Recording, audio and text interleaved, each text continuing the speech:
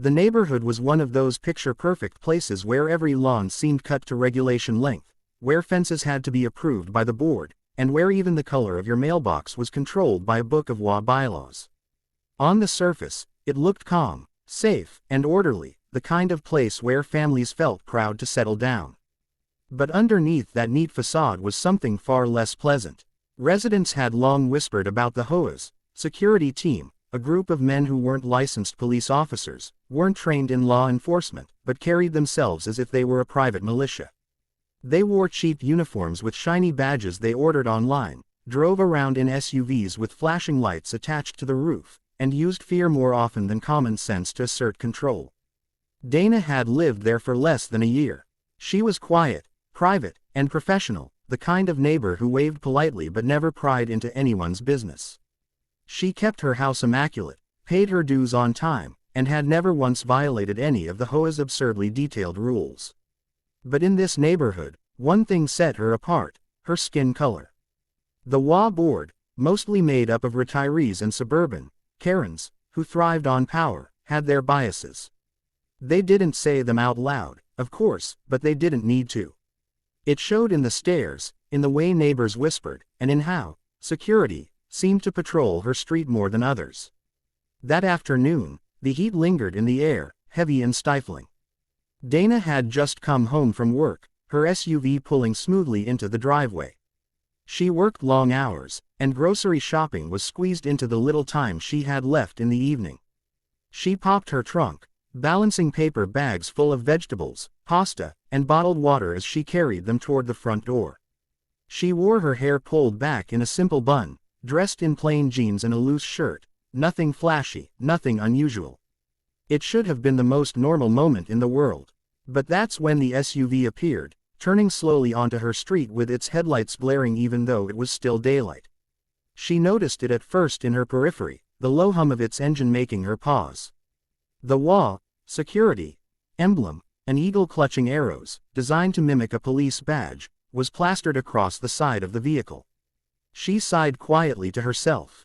She had dealt with them before. The questions, the suspicion, the way they always seemed to hover just a little longer in front of her home than anyone else's. She had learned to brush it off. This time, though, the vehicle didn't pass. It rolled to a stop right at the edge of her driveway.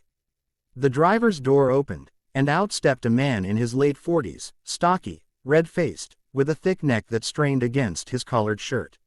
His belt sagged under the weight of a holster, radio, and flashlight, equipment that made him feel like law enforcement, even though he wasn't. He squinted at her as if she were a trespasser caught red-handed. "Excuse me, ma'am," he barked, his voice carrying across the quiet street. "What exactly are you doing here?" Dana looked up, confused but calm. "I live here," she said evenly, holding the grocery bag against her hip. "This is my house." He frowned, stepping closer, his hand resting near his holster. "Are you sure about that? We've had reports of suspicious activity. You mind showing me some ID?" Her eyes narrowed slightly. She had been patient before, but the sheer audacity of the question hit her harder this time. She gestured toward her garage, where family photos were framed on the wall just inside, visible through the open door. "This is my property," she said firmly. "You don't have the right to stop me outside my own home." But he wasn't listening. His suspicion had already twisted into hostility. Maybe it was the way his authority was rarely questioned, maybe it was the insecurity that came with knowing deep down that he had no real power. Whatever it was, he doubled down. "Step away from the house," he snapped, his tone rising. "Hands where I can see them." Dana froze for a moment, her heart beating faster, not from fear of him, but from the anger bubbling inside her. He had crossed a line. Her instincts kicked in, the same instincts that had been trained and sharpened over years of high-stakes work. She set the grocery bag down slowly, keeping her movements controlled, her eyes locked on him. "Sir," she said, her voice calm but cold, "you need to think very carefully about what you're doing right now." But he didn't think. In a reckless surge of authority, his hand snapped to his holster and pulled out the gun. He raised it toward her, the metal glinting under the fading sun. His voice cracked with the force of his order. "I said step away from the house. Don't make me repeat myself." The world seemed to pause for a second, the quiet neighborhood suddenly swallowed in tension. Somewhere in the distance, a dog barked. A car door shut 2 streets away. But on that driveway, it was just the two of them, one trembling man drunk on false power, and one woman who could dismantle him in seconds if she chose. What he didn't know, what he couldn't even begin to imagine, was that Dana wasn't just some ordinary woman returning from work. She wasn't someone who could be bullied into submission or intimidated by a drawn weapon. She was an FBI tactical commander, one of the few women in the country to hold that position. She had led teams into cartel safehouses, stared down armed terrorists, and made life or death calls in situations far more dangerous than this pathetic display of authority. Her training was deeper, her control sharper, and her ability to respond more precise than this man could comprehend. But in that moment, she didn't move. She didn't reach for her badge, didn't reveal her identity, didn't even flinch. Instead, she watched him, letting the silence grow heavier with every passing second.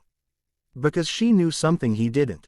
When a man like that pulled a gun out of ego, it was only a matter of time before he realized just how badly he had miscalculated. The man's hand shook slightly as he aimed the weapon, but his jaw was set in that stubborn way that revealed more fear than courage.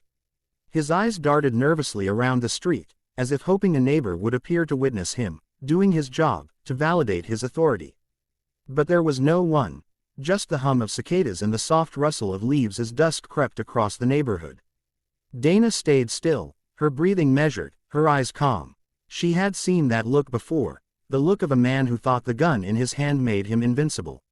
In her line of work, she had disarmed cartel soldiers who sneered with the same misplaced confidence. She had stared down killers twice his size who held their rifles like extensions of their own arms.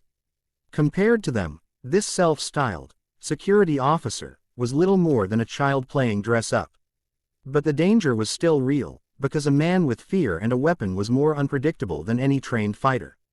"Put the bag down and step away from the vehicle," he barked, his voice cracking as he gestured with the gun. "I need to verify who you are." "The bag is already down," she replied smoothly, her voice steady, deliberate, controlled. "And you're pointing a firearm at a resident on her own property. Do you understand how serious that is?" Her words carried a weight he didn't expect. They weren't frantic or submissive. They weren't the tone of someone cowed into obedience. Instead, they pressed against his flimsy authority like a mirror, forcing him to confront just how badly out of his depth he was. "Don't get smart with me," he snapped, but his grip tightened on the gun.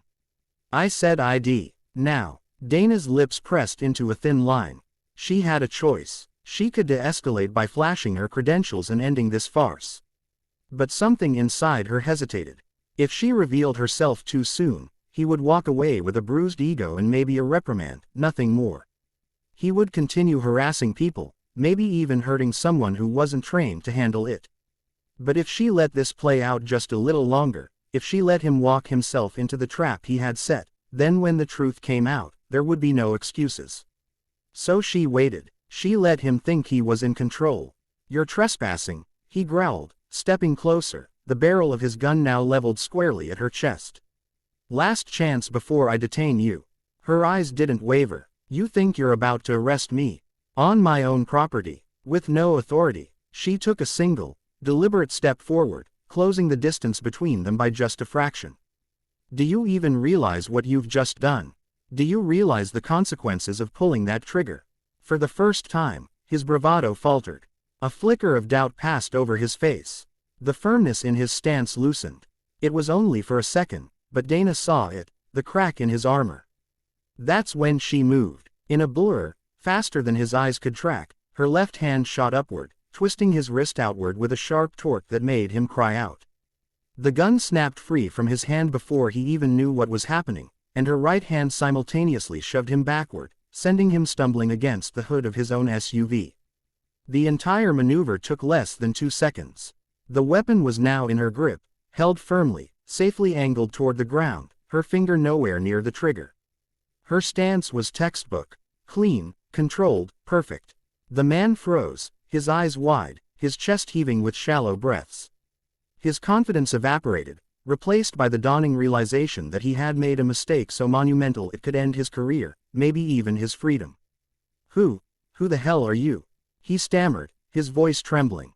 Dana finally reached into her back pocket, pulling out a slim black wallet. She flipped it open with practiced precision, holding it up so the golden badge caught the fading light. The 3 letters gleamed in bold, undeniable authority, FBI. "I'm Special Agent Dana Caldwell," she said evenly, her voice like steel. "Tactical Commander, Hostage Rescue Team." She let the words hang in the air like a gavel striking down. "And you, sir," just pointed a loaded firearm at a federal officer on her own property. "Care to explain yourself?" The color drained from his face. His lips parted, but no sound came out. He looked like a fish out of water, floundering in the silence that pressed in around them. For the first time, it dawned on him just how reckless he had been, just how small he was in the shadow of the woman standing before him. Dana stepped closer, her presence overwhelming. "You thought you could intimidate me because of the color of my skin, didn't you? You thought you could play cop with your fake badge and your false authority." Her eyes locked onto his, unflinching. "But you pulled a gun on the wrong woman tonight." I didn't know," he muttered weakly, his voice breaking. "I thought you thought wrong," she cut him off sharply. "You had no probable cause, no authority, no training.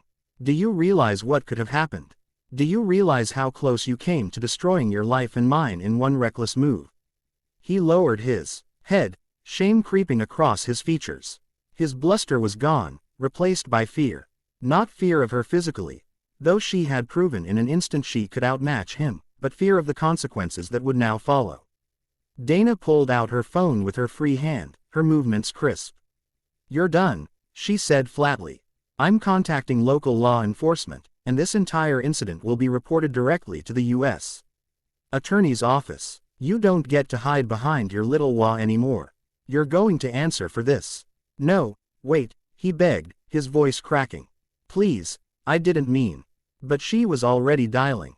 The call connected quickly. She identified herself with her full title, her voice unwavering as she gave the details. A civilian security guard, impersonating authority, brandishing a firearm, attempting to unlawfully detain a federal officer. Each word tightened the noose around his actions. Each word drove home the gravity of his mistake. When she hung up, she turned back to him. He was slumped against his vehicle now, defeated, his hands trembling at his sides. The swagger was gone, replaced by the realization that he had crossed a line he could never step back from. Dana holstered the weapon safely, ensuring it would be logged as evidence. Her eyes lingered on him for a long moment, not out of pity, but out of resolve. She had seen too many men like him, men who thought fear was power, men who mistook prejudice for authority. Tonight, at least, one of them would be held accountable. As the distant wail of sirens began to rise in the night air, Dana picked up her groceries, calm once again. She walked toward her door, her head high, every step a reminder of who she was. Not a victim, not a target, but a commander who would never bow to ignorance or fear. And behind her, the man who had once puffed his chest with false authority now waited for real law enforcement to arrive, knowing his life would never be the same.